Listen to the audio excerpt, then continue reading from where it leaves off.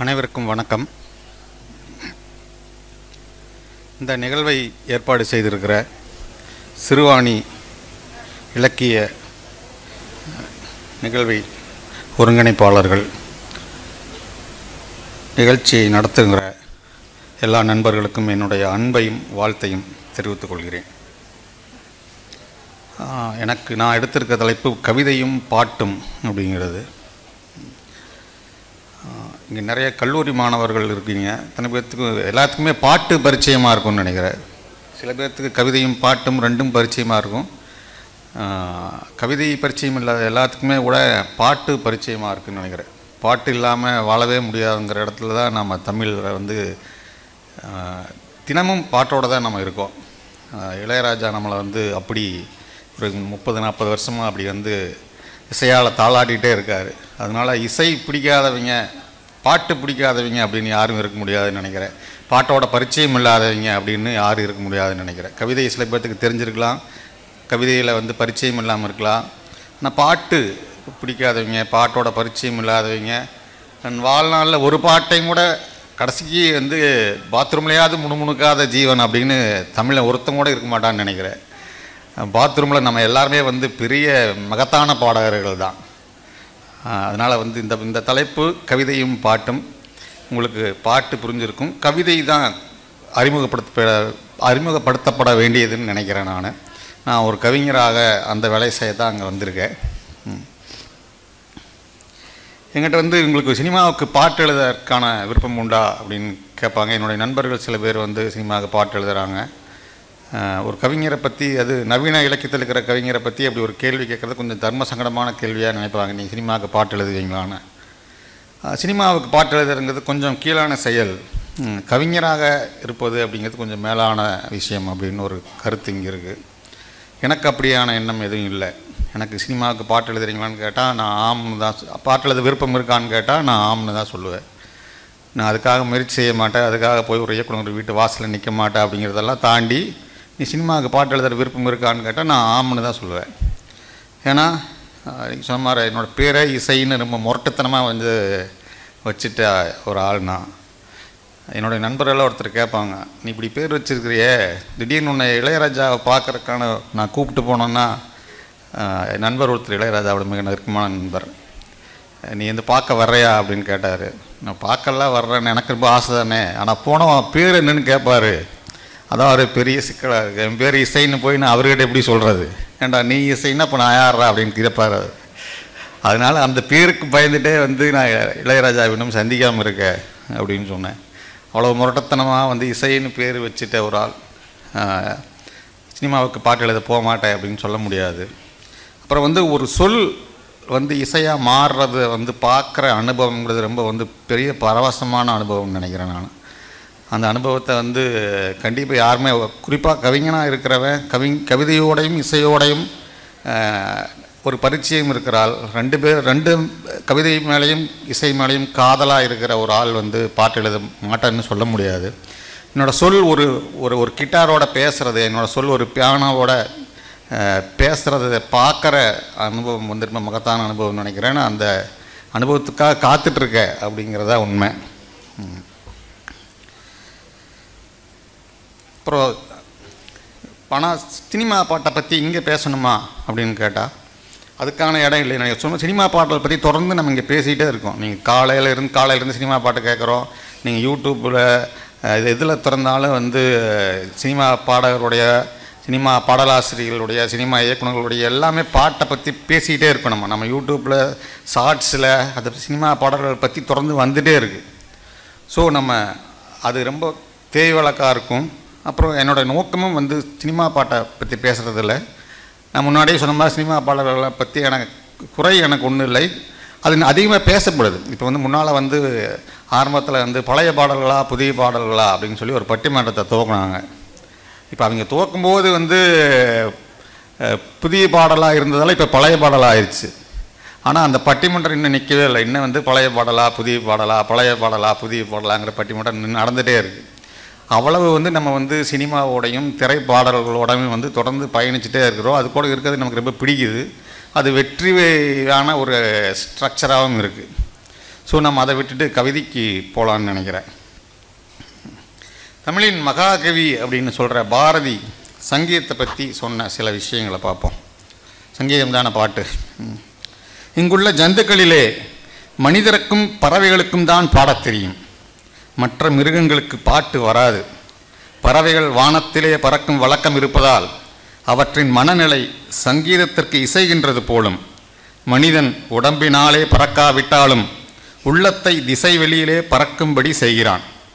அப்போது இயற்கையிலேயே பாட்டு தோன்றுகிறது. இந்த பாட்டில் உள்ள பறத்தல் அப்படின்னு சொல்கிறது பாரதி சொல்கிறது. பொதுவாக நீங்கள் எல்லாருமே சொல்லியிருப்பீங்க, அப்படின்னா பறக்கிற மாதிரி இருந்துச்சு. பாட்டை பற்றி பேசுகிற எல்லாருமே பொதுவாக கலைகளை பற்றி பேசுகிற எல்லாருமே மறக்காமல் சொல்கிற ஒரு வார்த்தை எனக்கு அப்படியே லேசாயிடுச்சு, நான் பறக்கிற மாதிரி இருந்தது அந்த பாட்டை கேட்டு அப்படின்னு சொல்லி. அப்போ அந்த பறத்தலுக்கும் கலைகளுக்கும் ஏதோ ஒரு சம்மந்தம் இருந்துகிட்டே இருக்குது. அந்த பறத்தல் அப்படிங்கிறது சும்மா ஒரு வேடிக்கை இல்லை. இங்கேருந்து சும்மா அப்படி மேலே எந்திரிச்சு போகிறோம், நான் நிற்கிறதுக்கு பொதுவாக பறக்கிறேன் அப்படிங்கிற மாதிரி ஒரு ஒரு சாதாரணமான வேடிக்கை இல்லைன்னு நினைக்கிறேன். இப்போ உங்களுக்கு நிர்பந்திக்கப்பட்டிருக்கிற ஒரு வாழ்க்கை இருக்குல்ல, நம்ம விரும்பியோ விரும்பாமலோ நம்ம வாழ்க்கைக்கு ஒரு சட்டகம் இருக்குது. நீ இப்படி இருக்கணும் அப்படின்னு எல்லாத்துக்குள்ளேயும் ஒரு சட்டகம் இருக்குல்ல. அந்த சட்டகத்திலிருந்து நம்மளுடைய மன அளவில் நம்மளை துண்டிச்சுட்டு நம்மளை ஒரு வேறு பெரிய மகத்தான மனுஷனாக நம்மளே ஃபீல் பண்ணி வச்சுட்டு இந்த இருக்கிற நம்மளை வேறொரு வெளிக்கு தூக்கிட்டு போகிறது தான் அந்த பறத்தல். அது ரொம்ப வெறுமனே சாதாரணமாக ஒரு ஜாலியான வேடிக்கை இல்லைன்னு நினைக்கிறேன். நமக்கு விதிக்கப்பட்டதிலிருந்து நாம் பிணைக்கப்பட்டிருக்கிற சில விஷயங்கள் இருக்குல்ல, அங்கிருந்து அறுத்துட்டு நம்மளை நம்ம மேலான இடத்தை நோக்கி நம்மளை தூக்கிட்டு போகிறது தான் பாட்டு. பாரதி மறுபடியும் சொல்கிறான். பாரதியோட பாட்டை பற்றி நிறையா சொல்லியிருக்கார் பாரதி. நீங்கள் பாரதியும் சங்கீதமும்னே ஒரு புத்தகம் இருக்குது. பாரதி பாட்டை பற்றி மறுபடியும் சொல்கிறா. பாட்டினை போல் ஆச்சரியம் பாரின் மிசை இல்லையடா அப்படின்னு ஒரு வரி இருக்குது. ஓசை தரும் இன்பம் உவமையலா இன்பம் என்றோ அப்படின்னு. பாட்டை போல் ஒரு ஆச்சரியம் இந்த உலகத்திலேயே கிடையாது அப்படிங்கிறான் பாரதி. பாரதியோட கடிதத்தில் பள்ளிக்கூடத்தில் எப்படி சங்கீதத்தை சொல்லணும்னு சொல்கிறாரு. பொது பள்ளிக்கூடத்திலே சங்கீதம் கற்றுக் கொடுக்க வேண்டும். இது மற்ற நாகரிக தேசங்களில் சாதாரணமாக நடந்து வருகிறது. உயிரிலே பாதி சங்கீதம் அப்படின்னு பாரதி சொல்கிறார். தமிழோட மகாகவியை உயிரிலே பாதி சங்கீதம் தான் அப்படின்னு சொல்லிட்டாரு.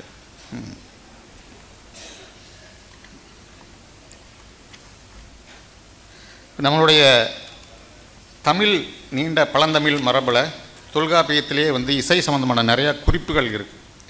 நீங்கள் இசை ஒவ்வொரு இப்போ 5 வகையான நிலங்களை வகுத்து கொடுத்துருக்குது எல்லாத்துக்குமே நமக்கு தெரியும்.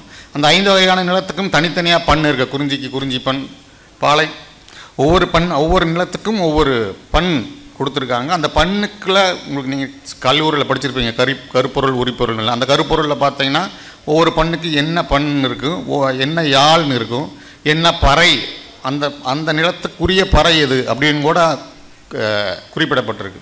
அப்படின்னா நம்மளுடைய தமிழ் சமூகம் கிட்டத்தட்ட 2000-3000 வருஷத்துக்கு முன்னாலேயே இசையோட அவ்வளவு பிணைஞ்ச ஒரு சமூகமாக தான் இருந்திருக்கு. இப்போ நீங்கள் உதாரணத்துக்கு பாலைக்கு துடி அப்படிங்கிற பறையை சொல்லுவாங்க. இப்படி தொல்காப்பியத்திலேயே இசையோடைய இசையோடு தமிழருடைய இணக்கம் சுட்டி காட்டப்பட்டிருக்குது. இந்த பழந்தமிழ் பாடல்கள் எடுத்துட்டிங்கன்னா இதுக்கு முன்னாடி எல்லாமே செய்யுள் வடிவில் வைக்கப்பட்டதான். இப்போ தான் நம்ம புதுக்கவிதைக்கு தான் அந்த செய்யுள் இலக்கணமெல்லாம் இல்லை.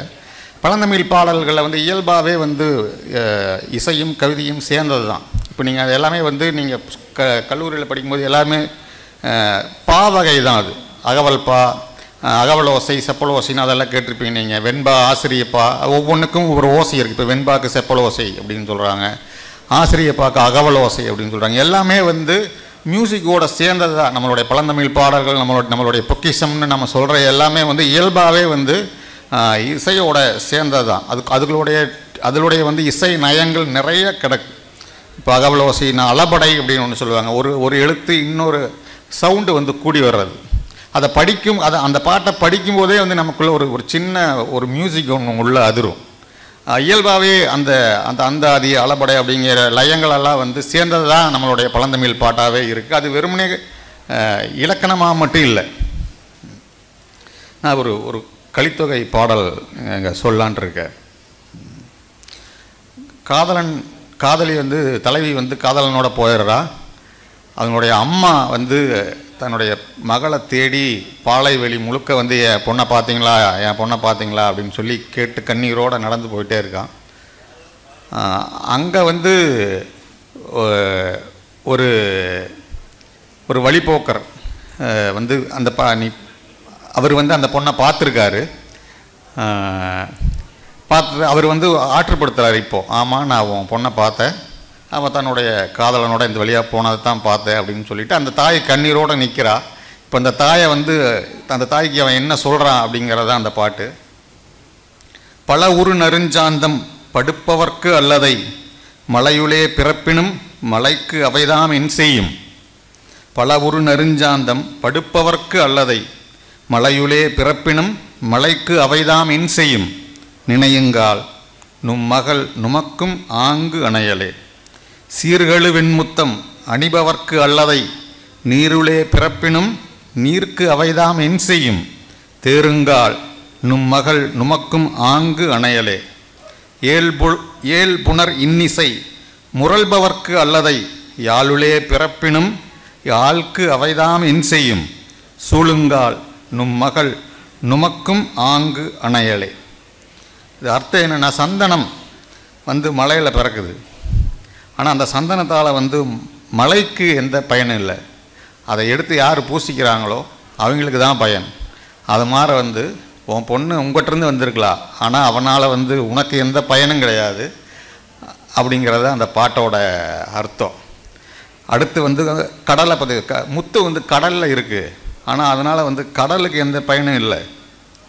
அதை யார் கோர்த்து அணிகிறாங்களோ அவங்களுக்கு தான் வந்து மகிழ்ச்சி கொடுக்கும். உன்னோட மகளும் அப்படி தான். இப்போ அவள் வந்து ஒரு மாலையாக வந்து அவனுடைய காதலனோட கழுத்தில் இருக்கா, அவனால் உனக்கு எந்த பயனும் இனிமேல் இல்லை. யாழ் வந்து யாழை யார் மீட்டுறாங்களோ அவங்களுக்கு தான் இன்னிசையை கொடுக்குமோ இல்லையே, அப்படி மீட்டுறனால அந்த யாழுக்கு எந்த பயனும் இல்லை. அப்படி அதுபோல தான் உன்னுடைய மகள் இனிமேல் உன்னுடைய மகளாக உனக்கு இல்லை அப்படிங்கிறத வந்து பெரிய ஒரு போட்டு உடைக்கிற மாதிரி வந்து அவன் சொல்கிறான். இந்த பாட்டில் ஒரு கையிறு நிலை இருக்குது. அந்த கையிறு நிலையை கொண்டு வர்றதில் அந்த பாட்டோட மியூசிக் வந்து ரொம்ப பெரிய உதவி பண்ணியிருக்குங்கிறத நீங்கள் அந்த பாட்டை பார்க்கும்போதே தெரிஞ்சுக்கலாம். ரொம்ப வெளிப்படையாகவே அந்த பாட்டில் இருக்கிற மியூசிக் தான் அந்த கவிதையில் இருக்கிற சோகத்தை மீட்டுது அப்படிங்கிறத படிக்கவே நம்ம வந்து சொல்லிடலாம். இன்னொரு பாடல் வந்து நம்ம நிறையா தமிழ் இலக்கிய பரப்பில் ரொம்ப பிரபலமான ஒரு பாடல். ஒரு ரொம்ப சாதாரணமான பாடல் தான். ஒரு தலைவன் இறந்துட்டான், அந்த நாட்டில் இருக்கிற எல்லாரும் வந்து அலங்கரிச்சிக்காமல் சோகம் காக்கிறார்கள். அவ்வளோதான், ரொம்ப எளிமையான பாடல் தான். இளையோர் சூடார் விளையோர் கொய்யார் நல்லியால் மறுப்பின் மெல்ல வாங்கி பாணன் சூடான் பாடினி அணியால் ஆண்மை தோன்ற ஆடவர் கடந்த வல்வேல் சாத்தன் மாய்ந்த பின்றை முல்லையும் பூத்தியோ உள்ளையூர் நாட்டே. இந்த பாடல் நீங்கள் முதல் கேட்கும் போதே வந்து இந்த பாட்டை உங்களுக்கு எங்கேயோ கேட்டிருக்குன்னு தோணும். முதலாக கேட்குறவங்களுக்குமே கூட இந்த முல்லையும் பூத்தியோ அப்படின்னுக்கிற அந்த ஒரு சொல் தான் அந்த மொத்த கவிதையோட ஆன்மாவை தான் எனக்கு அந்த யோங்கிற ஒரே ஒரு சொல் தான், ஒரே ஒரு அசை தான் வந்து இந்த பாட்டோட மொத்தத்தையும். நான் பெரிய மகத்தான பாடலெல்லாம் இல்லை, சாதாரணமான ஒரு பாட்டு தான் அது. இங்கே இப்போ நம்ம இயல்பாக பண்ணுறது தான். நமக்கு பிடிச்சமானவங்க யாராவது நம்ம இறந்து போயிட்டா நம்ம துக்கங்க அப்படி கொஞ்ச நாள் அலங்கரிச்சிக்க மாட்டோம், இது பண்ண மாட்டோம். இதுதான் சாதாரணமான பாட்டு தான். இந்த பாட்டோட மொத்த கணத்தையும் அந்த யோங்கிற ஒரே ஒரு அசை அப்படி தூக்கி நிறுத்தி தமிழோட மகத்தான பாடல்களோட ஒன்றா கொண்டு வந்து இங்கே நிறுத்தியிருக்கு. அப்படின்னா கவிதையும் பாட்டும் கவிதைக்குள்ள மியூசிக்கோட இடம் அப்படிங்கிறது எப்படி எவ்வளவு முக்கியமானது அப்படிங்கிறதுக்கு இந்த பாட்டு வந்து ஒரு மிகச்சிறந்த உதாரணம்னு நான் சொல்லுவேன். இந்த பாட்டு ஏன் உங்களுக்கு வந்து கேட்டோனையே எங்கேயோ கேட்ட மாதிரி இருக்குது அப்படின்னு யோசனை பண்ணி பார்த்தோம்னா, நம்மளுடைய ஆள் மனதில் நிறைய ஒப்பாரி பாடல்களுடைய சத்தம் கேட்டுகிட்டே இருக்குது. இப்போ இருக்கிற 2K கிட்ஸ்க்கு ஒப்பாரி கேட்டிருக்காங்களான்னா அவங்க ஒருவேளை அவங்க கேட்காம இருக்கலாம். அவங்க அப்பா கேட்டிருப்பார்ல, அவங்க தாத்தா கேட்டிருப்பார்ல, அவங்க தாத்தா வழியாக அப்பாவுக்கும் அப்பா வழியாக தாத்தாவுக்கும் வந்த மாதிரி இன்றைக்கி இருக்கிற 2K கிட்ஸ்குள்ளேயும் இந்த பாட்டோட சத்தம் ஓடுதுன்னு நினைக்கிறேன் நான். அது ஓடும்னு உறுதியாக நம்புகிறேன். அதனால தான் இந்த பாட்டை முதலாக கேட்குற ஒரு இளைஞர் கூட இந்த பாட்டை நான் எங்கேயோ கேட்டிருக்க அப்படிங்கிற ஒரு நினைவு வர்றதுக்கு இந்த அந்த ஒப்பாரி பாடல்களுடைய ஓசை தான் நம்மளுடைய மனசுக்குள்ளே ஆள் மனசுக்குள்ளுக்கிற அந்த ஒப்பாரி பாடல்களுடைய ஓசை தான் காரணம்னு நினைக்கிறேன் நான். திருக்குறளில் இதே மாதிரி நிறையா பாடல்கள் இருக்குது. நீங்கள் திருக்குறளில் வந்து அளபடைன்னு ஒன்று சொல்கிறோங்களா, இப்போது ஒரு பாட்டு உதாரணமாக பார்க்கலாம். பெறாமை அஞ்சும் பெரின் பிரிவஞ்சும், பெறாமை அஞ்சும் பெரின் பிரிவஞ்சும் அரா இடும்பை தென் நெஞ்சு, இப்படி ஒரு பாட்டு இருக்குது. ஒன்றும் இல்லை, உன்னுடைய காதல் கிடைக்காம போனால் நான் ரொம்ப வருத்தப்படுவேன். ஒருவேளை கிடைச்சிருச்சுன்னு வச்சுக்குவேன், அது பிரிஞ்சு போயிருமோ, அது என்னை விட்டு போயிருமோன்னு சொல்லி நான் மறுபடியும் வருத்தப்படுவேன். ஆக நீ கிடைக்காம இருந்தாலும் எனக்கு வருத்தம், நீ கிடைச்சாலும் எனக்கு வருத்தம். அப்போ அந்த வருத்தம் வந்து பெரிய தீராத வருத்தமாக எப்பவுமே அந்த வருத்தம் என்னோட நெஞ்சுக்குள்ளே அந்த வருத்தம் மட்டும் எப்பவுமே போக மாட்டேங்குது அப்படிங்கிறது அந்த பாட்டு. இந்த பாட்டில் இருக்கிற அரா இடும்பைத்தின் நெஞ்சு அப்படிங்கிறதுல அந்த அரா அப்படின்னா நீங்கள் எழுதும்போது பார்த்தீங்கன்னா அரா போட்டு மறுபடியும் ஒரு ஆ போட்டிருப்பாங்க.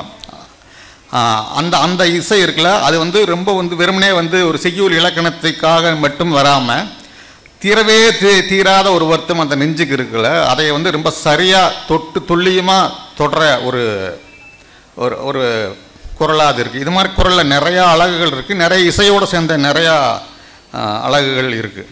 இன்னொரு பாடம் வந்து ஓ ஓ இனிதே எமக்கு நோய் செய்த கண் தாம் இதற்பட்டது அப்படின்னு ஒரு பாட்டு இருக்குது. என்னை வந்து காதலில் சிக்க வச்சு தன்னுடைய கண்ணை பார்த்து அந்த தலைவியே பாடுறா, என்னை வந்து காதலில் சிக்க வச்சது நீதானே, இப்போ வந்து அவன் வரமாட்டேங்கிறா, அவனை விட்டு பிரிஞ்சு போயிட்டான், இப்போ நீயே தான் அழுகிற, என்னை வந்து காதலில் சிக்க வச்சது நீ தான், இப்போ அவனை காணாமல் அழுகிறது நீ தான், என்னை சிக்க வச்சல நான் வருந்துற மாதிரியே நீ வருந்து, நீயும் அழு, இந்த பழிக்கு பழி ரத்தத்துக்கு ரத்தம்னு சொல்லுவாங்களா, அது மாதிரி தன்னுடைய கண்ணையே பார்த்து தன்னுடைய தலைவியே சொல்கிற மாதிரி ஒரு பாட்டு இருக்குது. அந்த சவுண்டு பாருங்கள், ஓ ஓ இனிதே எமக்கின்னோய் செய்தகன் தாம் இதற்பட்டது. அந்த ஓங்கிற சவுண்டுக்குள்ள ஒரு பெரிய எக்கால சிரிப்பு ஒன்று இருக்குது. அந்த சத்தம் அந்த பாட்டை அந்த குரலை ரொம்ப அழகாக்குது, ரொம்ப நுட்பமாக்குதுன்னு நினைக்கிறேன் நான். ஒரு நாலடியாரில் ஒரு பாட்டு, ஒரு மாதிரி வாழ்வு முடியும் போது இருக்கிற ஒரு பறை இசை அந்த பாட்டில் சத்தமாகவே வருது. முதல்ல இதிலெல்லாம் வந்து நம்ம வந்து சின்ன சின்ன அசையாக வருது, அது முழு சத்தமாகவே வர்ற ஒரு பாடல். கணங்கொண்டு சுற்றத்தார் கல்லென்று அலற பிணங்கொண்டு காட்டு உய்ப்பார் கண்டும், கணங்கொன்று சுற்றத்தார் கல்லென்று அலற பிணங்கொண்டு காட்டு உய்ப்பார் கண்டும், மனம் கொண்டீண்டு உண்டுண்டென்னும் உணர்வினார் சாற்றுமே டொண்டென்றும் பறை, உண்டுண்டென்னும் உணர்வினார் சாற்றுமே டொண்டென்றும் பறை. இப்படி வெறும் சத்தமாகவே வந்து பறையை வந்து ஒரு பறையோட ஒரு பெரிய ஒரு மியூசிக்கல் இன்ஸ்ட்ருமெண்ட்டையே ஒரு பாட்டுக்குள்ளே கொண்டு வந்து வச்சு நம்ம ஆளுங்க பாட்டு எழுதியிருக்காங்க.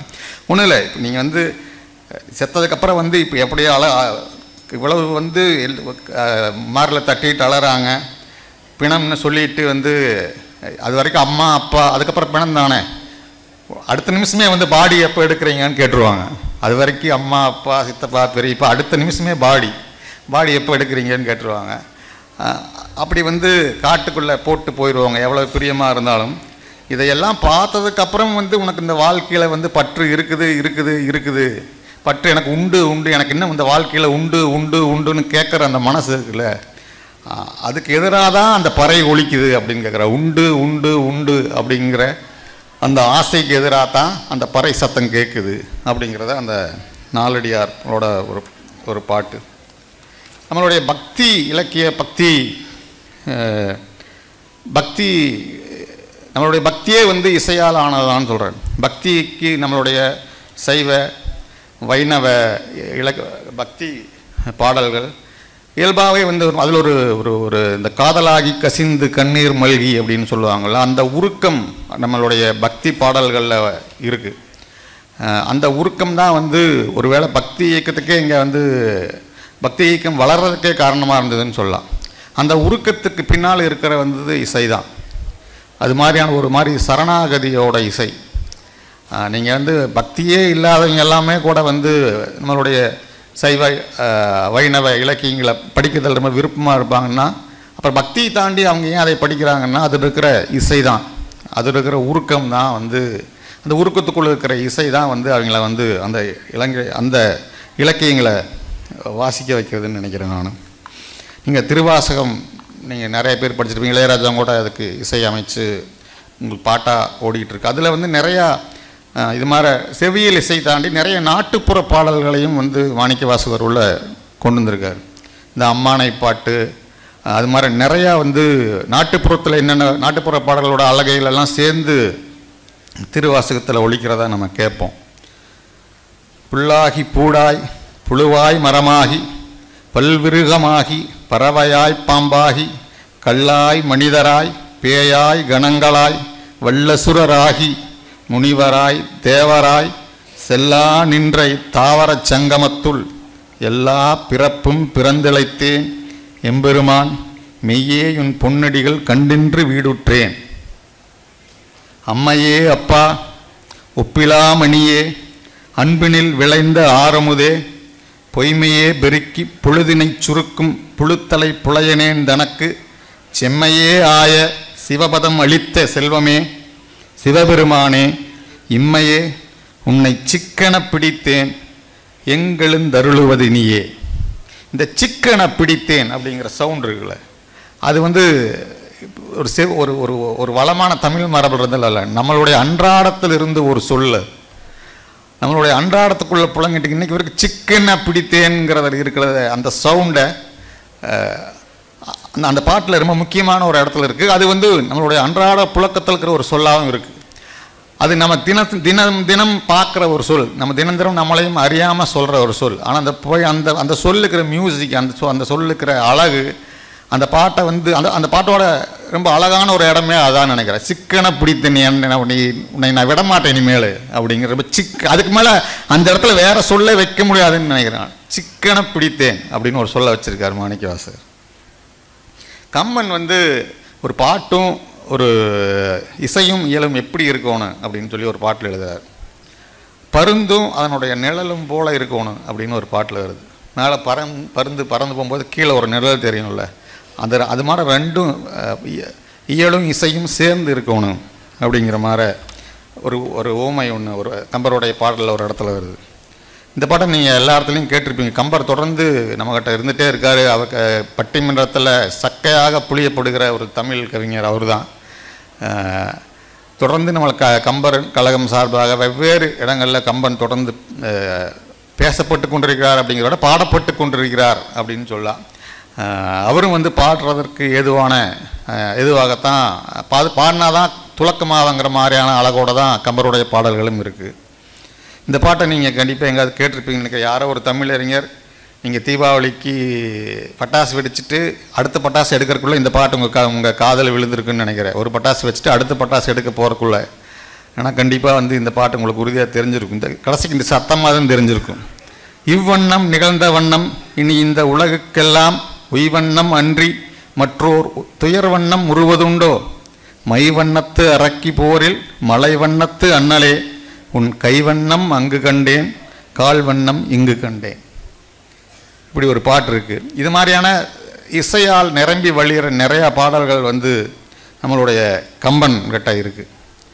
பாரதி முன்னாடியே வந்து பாரதி இசையை பற்றி என்னென்ன சொல்லியிருக்கார் அப்படின்னு சொல்லி முன்னாடியே நம்ம பார்த்தோம். பாரதியோரோட பாட்டை வந்து கிட்டத்தட்ட இசை பாடல்கள்னே சொல்கிற அளவுக்கு அவரே வந்து ராகம் தாளம் எல்லாம் போட்டு தான் பாடல்கள் எழுதியிருக்காரு.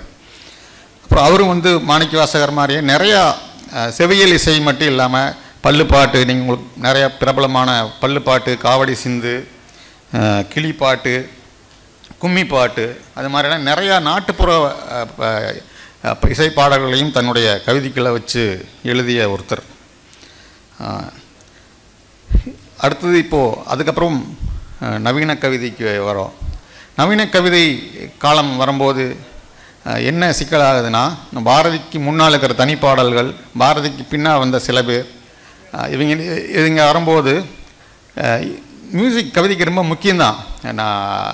ஆனால் ஒரு கட்டத்தில் என்ன ஆச்சுன்னா வெறும் மியூசிக் மட்டும்தான் கவிதை. இப்போ இந்த சொற்சிலம்பம் ஆடுறன்னு சொல்லுவாங்கள்ல, அந்த இடத்துக்கு போயிடுச்சு. கவிதைக்குன்னு தனியாக இருக்கிற ஒரு ஆகா தரிசனம், ஒரு உள்ளுணர்வு, கவிஞன் மட்டுமே பார்க்கக்கூடிய ஒரு விஷயம், அதெல்லாம் வந்து கவிதையில் இல்லாமல் போய் வெறுமனே சத்தம் மட்டும் வெறும் சத்தத்தால் நிரம்புனதாக கவிதை ஆயிடுச்சு. ஸோ அங்கே வந்து நம்மளுடைய நவீன கவிதை இயக்கம் துவங்கும் போது இசை மேலே இயல்பாக ஒரு வெறுப்பு வந்துருச்சு. அதனால் இசை வந்து கொஞ்சம் கொஞ்சமாக இசையை ஒதுக்க ஆரம்பித்தாங்க அப்படிங்கிறதா உண்மை. ஆனாலுமே கூட அப்படி இசையை கவிதையிலிருந்து ஒதுக்க முடியாதுன்னு நினைக்கிறேன் நான். அது வந்து சில கவிஞர்களால் இப்படி வாழையடி வாழையான்னு சொல்கிற மாதிரி அது மாதிரி தொடர்ந்து இசை வந்து தமிழ் கவிதை கூட வந்துட்டே தான் இருக்குது. சீமணி, ஞானக்கூத்தன், இப்படி நிறைய பேர் வந்து நவீன கவிதை எழுதும்போதும் அவங்க வந்து தன்னுடைய இசைத்தன்மையும் அந்த கவிதைக்குள்ளே இசைத்தன்மையும் தக்க வச்சுட்டு தான் எழுதினாங்க. சீமணி செய்யுள் மாதிரியே சில கவிதைகள் எழுதினார், செய்யுளை கேலி செய்கிறது மாதிரி. ஆனால் அது செய்யுள் வடிவிலேயே இருக்கிற சில கவிதைகள் இருக்குது. ஞானக்கூத்தனுடைய ஒரு கவிதை அதனுடைய இசைக்காகவும் அதிகமாக தொடர்ந்து பேசப்படுற ஒரு கவிதை பவளமல்லி அப்படின்னு ஒரு கவிதை. கதையேற்க போய்விடுவாள் அம்மா, மாடி கொட்டைக்கு போய்விடுவார் அப்பா, சன்ன தாளாட்டின் முதல் வரிக்கே குழந்தை தம்பி தூங்கிவிடும், சிறுபொழுது தாத்தாவுக்கு விசிறியதும் அவரோடு வீடு தூங்கும், பூக்களெல்லாம் மலர்ந்தோய்ந்த இரவில் மெல்ல கட்டவிழும் கொள்ளையிலே பவளமல்லி, கதை முடிந்து தாய் திரும்பும் வேலை மட்டும் திருப்படியில் முழு நிலவில் அந்த நேர தனிமையிலே என் நினைப்பு தோன்றுமோடி அப்படின்னு ஒரு கவிதை இருக்குது. தமிழில் உங்களுக்கு அதிகமாக தெரிஞ்ச நீங்கள் இப்போ இன்ஸ்டாகிராம் இதில் யூடியூப்பில் எல்லாத்துலேயும் வந்து தலை காமிச்சிட்டே இருக்கிற ஒரு நபர் வந்து மனுஷபுத்திரன். கண்டிப்பாக வந்து மனுஷபுத்திரனோட கவிதையை வந்து கவிதைங்கிற விஷயத்தோட கொஞ்சமாக பரிச்சயம் இருக்கிற நவயுக இளைஞர்கள் கூட வந்து இன்ஸ்டா வழியாவது அவரோட முகத்தையோ அவருடைய கவிதைகளை ஒன்றாவது கேட்டிருப்பாங்கன்னு நினைக்கிறேன். அவருடைய கவிதைகள் மேலே ஒரு சின்ன குற்றச்சாட்டு சொல்லுவாங்க, அந்த கவிதைகள் உரைநடை மாற இருக்குது அப்படின்னு சொல்லி. ஆனால் அவருடைய கவிதைகள், அவருடைய நிறைய நல்ல கவிதைகள் காலம் கடந்து வாழ்கிறதுக்கு ஒரு முக்கியமான காரணம் அந்த கவிதையில் இருக்கிற இசைத்தன்மை தான் நினைக்கிறேன். அந்த கவிதையில் ஒரு சின்ன முனகல், ஒரு கிட்டாரை சின்னமாக ஒரு சுண்டி விடுற மாதிரி ஒரு மியூசிக் இருந்துகிட்டே இருக்குது. அந்த சின்ன மியூசிக் தான் அவருடைய கவிதையை வந்து காலம் கடந்தும் நிறையா பேரோட மனசில் நிற்க வச்சுருக்குன்னு நினைக்கிறேன். அவருடைய ஒரு கவிதையை பார்ப்போம். மறுப்பு. எத்தனை முறை வந்து கேட்டாலும்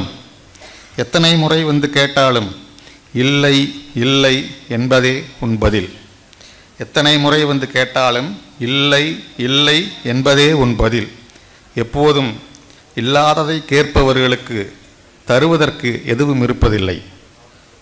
ஆயினும் ஒவ்வொரு முறையும் இல்லை இல்லை என கேட்க நேர்பவனின் கண்களில் தோன்றி மறைகிறதே ஒரு சாம்பல் திரை, நீ அதை கொஞ்சம் பாராதிரு. இப்படி ஒரு கவிதை இருக்குது. எத்தனை முறை வந்து கேட்டாலும் இல்லை இல்லை என்பதே உன் பதில். எப்போதும் இல்லாததை கேட்பவர்களுக்கு தருவதற்கு எதுவும் இருப்பதில்லை. ஆயினும் ஒவ்வொரு முறையும் இல்லை இல்லை என கேட்க நேர்பவனின் கண்களில் தோன்றி மறைகிறதே ஒரு சாம்பல் திரை, நீ அதை கொஞ்சம் பாராதிரு. இளங்கோ கிருஷ்ணன் உங்கள் எல்லாத்துக்கு தெரியும், இந்த பொன்னியின் செல்வன் படத்தில் பாடலெல்லாம் எழுதினவர். அவர் தமிழில் குறிப்பிடத்தக்க ஒரு நவீன கவிஞர்.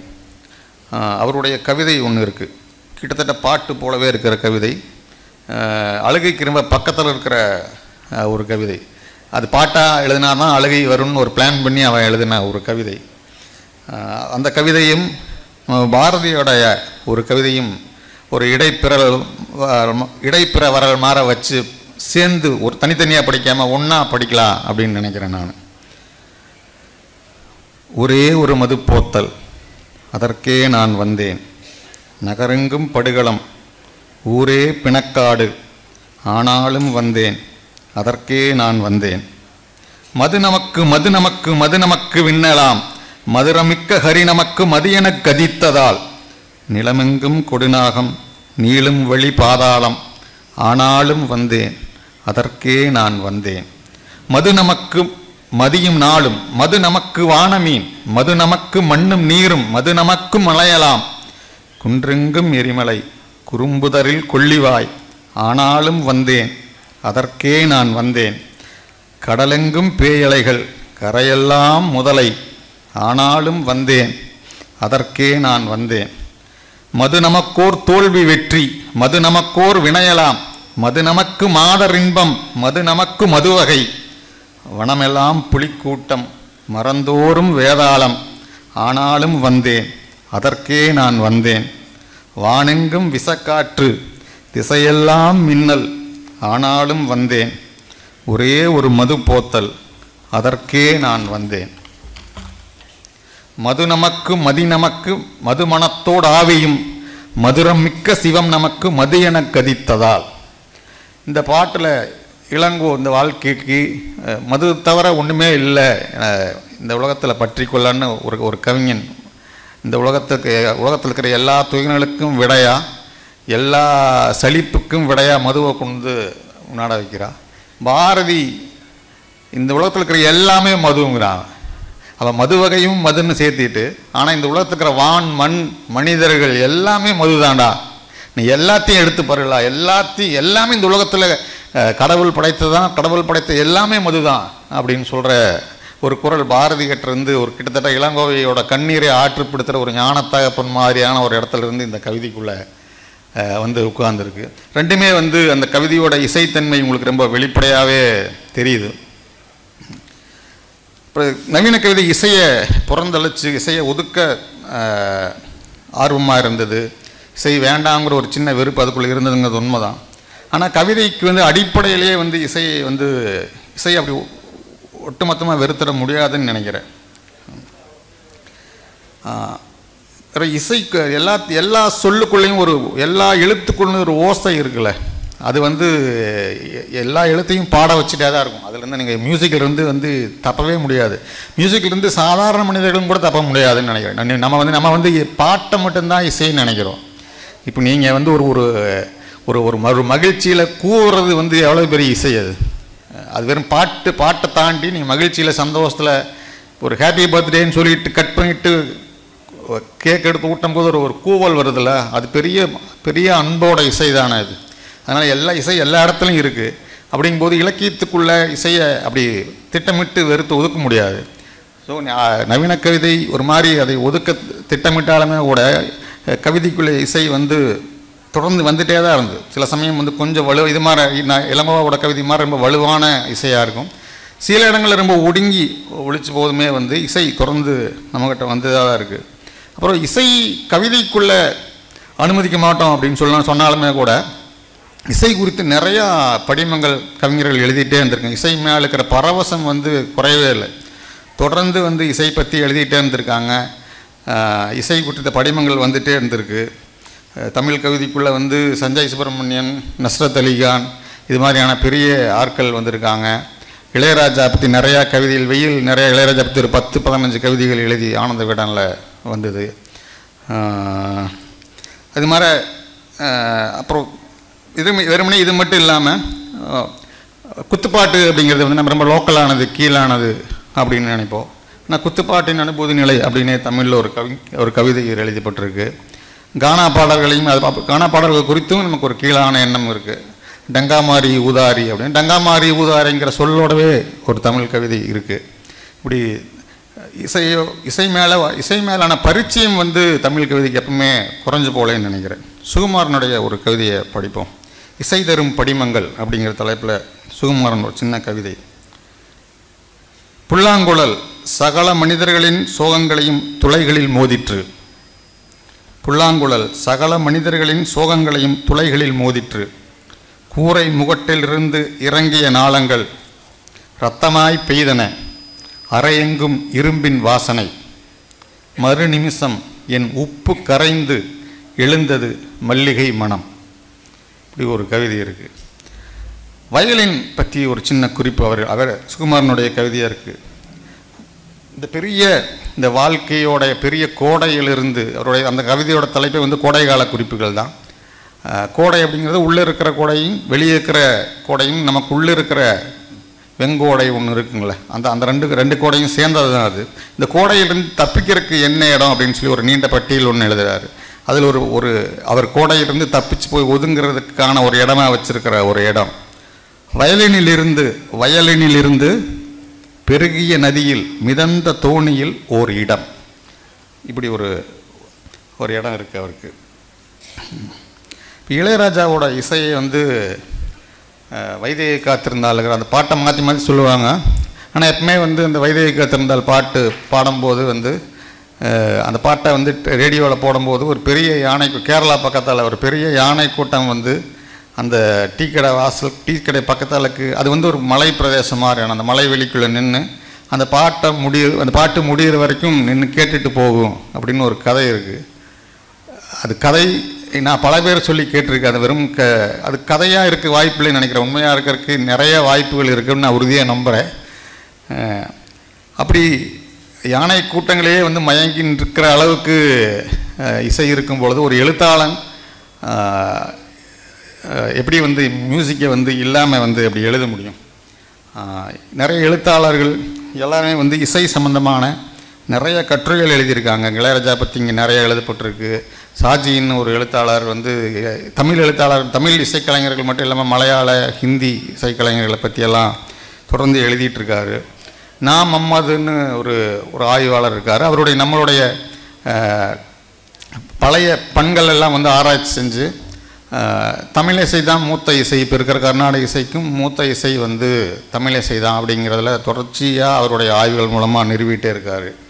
அப்படி இசை சம்பந்தமாக நிறைய நூல், இப்போ த மியூசிக் ஸ்கூல் அப்படின்னு ஒரு புக்கு இருக்குது. செலியன் ஒருத்தர் எழுதுகிற இந்த பரதேசி படத்துக்கெல்லாம் கேமராமேன் அவர் தான். அவர் ஒரு பல்துறை வித்தகர், அவர் கேமராமேன், அவர் சிறுகதை ஆசிரியர் கூட. அவர் வந்து த மியூசிக் ஸ்கூல் அப்படின்னு ஒரு புத்தகத்தை எழுதியிருக்கார். வெஸ்டர்ன் மியூசிக் பற்றி தெரிஞ்சுக்கிறதுக்கான ஒரு மிக முக்கியமான நூல் அப்படின்னு சொல்லி இசை தெரிஞ்ச எல்லோரும் எங்கிட்ட சொல்லியிருக்காங்க.